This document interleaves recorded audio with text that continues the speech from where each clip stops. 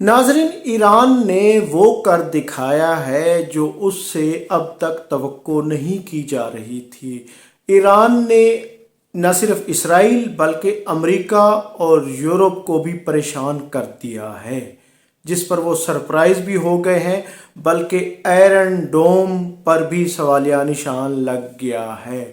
کہ پچھلی رات ہونے والا جو مسلسل ساری رات ایران کے جو ہیپر سونک میزائل برستے رہے ہیں،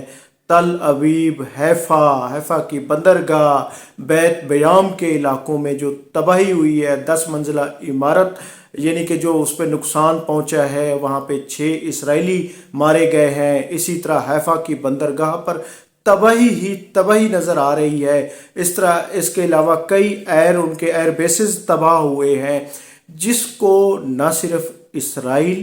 تسلیم کر رہا ہے بلکہ یورپ، امریکہ تک کی بھی آنکھیں کھلی نہیں، پھٹی کی پھٹی رہ گئی ہیں۔ یہ حقیقت ہے۔ یہ 5واں حملہ تھا جو بڑا حملہ تھا۔ اس سے پہلے ایران حملے ضرور کر رہا تھا لیکن اس کے نتائج اس حد تک نہیں تھے۔ یہ 5واں بڑا حملہ اتنا بڑا حملہ ہے جس نے ایران کے بارے میں یقیناً ایک بڑی رائے قائم کر دی ہے کہ اب یہ جنگ ایک فیصلہ کن جنگ ہو گئی ہے، جس پہ اسرائیل بھی پریشان ہے۔ پوری اس کی آبادی بنکروں میں چلی گئی ہے، لوگ یا اسرائیل کے ایئرپورٹس پر رش ہے، مغربی ممالک امریکہ کی طرف دوڑ رہے ہیں۔ ناظرین، یقیناً یہ اسرائیل کے لیے ایک خوف کی پہلی مرتبہ فضا بن گئی ہے، اور اس پر پورا عالم اسلام خوش ہے، کیونکہ پچھلے 1 سال سے اسرائیل کی جانب سے غزہ کے مظلوم مسلمانوں پر جو مظالم کیے جا رہے تھے، وہ بے دردی سے اس کو یعنی کہ مسلمانوں کو شہید کیا جا رہا تھا۔ UN سمیت انسانی حقوق کی تنظیمیں، ایون کہ عالمی عدالت انصاف، سب اس پر احتجاج کر رہے تھے، فیصلے دے رہے تھے، لیکن چے مانی دارو کوئی اس کا اثر نہیں تھا۔ یقیناً اب عرب دنیا بے شک اسرائیل کا یعنی کہ امریکہ کے اتحادی ہیں، امریکہ کے ساتھ ملے ہوئے ہوتے ہیں، اور ٹرمپ کی جانب سے بھی سعودی عرب اور یعنی قطر کے ان کے حکمرانوں کو فون بھی آ چکے ہیں، لیکن ناظرین اس صورتحال نے عالم اسلام میں خوشی کی لہر دوڑ گئی ہے، اور ابھی ہائپر سونک میزائل یا بلاسٹک میزائل، جن کی بلکہ بعض تو دعویٰ کر رہے ہیں کہ خیبر میزائل داغے گئے ہیں اسرائیل پر، تل ابیب پر، جن کی 6000 فی گھنٹہ کی رفتار ہوتی ہے، جنہوں نے اسرائیل میں تباہی مچائی ہے، لیکن اس کی تصدیق نہیں ہوئی۔ اور پھر ایران کی جانب سے بلا شبہ ایک بڑا دعویٰ بھی سامنے آیا کہ 10 ان کے طیارے اسرائیل کے تباہ کیے گئے ہیں، اور جس کی ابھی تک اسرائیل کی جانب سے کوئی تردید نہیں سامنے آئی، یعنی اس میں صداقت ہے۔ تو ناظرین، میں ہوں عبدالرؤف روفی، اور میری کوشش ہوتی ہے کہ میں حقائق پر مبنی رپورٹنگ کروں، حقائق پر مبنی تاریخ آپ کے سامنے پیش کروں۔ اس سے پہلے اسرائیل اور ایران وار پر میری ایک ویڈیو جس میں یہ ہے کہ ایران کے بارے میں نے کہا تھا کہ حملہ ضرور مؤثر ہے، لیکن اس کے وہ تباہ کن اثرات سامنے نہیں آ رہے تھے۔ اور پھر ایک چیز تھی کہ بہت ساری افواہیں تھیں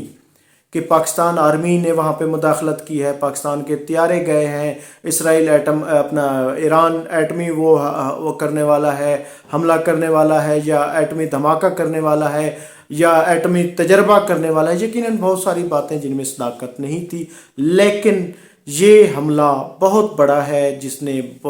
یعنی ایک رائے تبدیل کر کے رکھ دی ہے، جس پہ پورا یورپ بھی پریشان ہے، بلکہ اب تو فرانس کا یعنی فرانسیسی حکمران بھی کہہ رہے ہیں کہ ہم اس جنگ میں اسرائیل کے ساتھ ہوں گے۔ یعنی یورپ ایک طرف تو کہہ رہا تھا کہ بچوں پہ حملے ہو رہے ہیں، اسرائیل ظلم کر رہا ہے، اب برطانیہ اور فرانس بھی اسرائیل کی سائیڈ لے رہے ہیں۔ یقیناً یہ کفر اور اسلام کی جنگ ہے۔ ناظرین، اس سے پہلے اگر تاریخ کے تھوڑے سے اس کو دیکھا جائے تو یہی اسرائیلی وزیر اعظم نیتن یاہو اپنے ملک میں ایک انٹرویو میں کہہ چکے ہیں کہ ہمارے دشمن 2 ہی ہیں، اور ہمارا ہدف ایران اور پاکستان کے ایٹمی پروگرام ہیں۔ یہ ہمارے گریٹ ٹارگٹ ہیں، اس پہ کہہ رہے ہیں، آج کل یہ انٹرویو وائرل ہے۔ تو ناظرین، یہ صورتحال یقیناً عالم اسلام کے لیے، کیونکہ اگر اسرائیل اس حملے میں کامیاب ہو جاتا تو پھر ان کی توپوں کا رخ پاکستان کی جانب تھا۔ اسرائیل کے انتہائی یعنی کہ بھیانک عزائم جو نہ صرف عالم اسلام بلکہ عالمی دنیا کے لیے خطرہ ہیں۔ تو ناظرین، اب موجودہ جو حیفا کی بندرگاہ میں تباہی ہوئی ہے، جو تل ابیب میں تباہی ہوئی ہے، جو بیت الیام میں تباہی ہوئی ہے، درجنوں عمارتیں، بلکہ بعض تو اس کو 200 حملے اور اس میں جو عمارتیں ہیں تباہ ہوئی ہیں، بڑے پیمانے پہ تباہی نظر آ رہی ہے،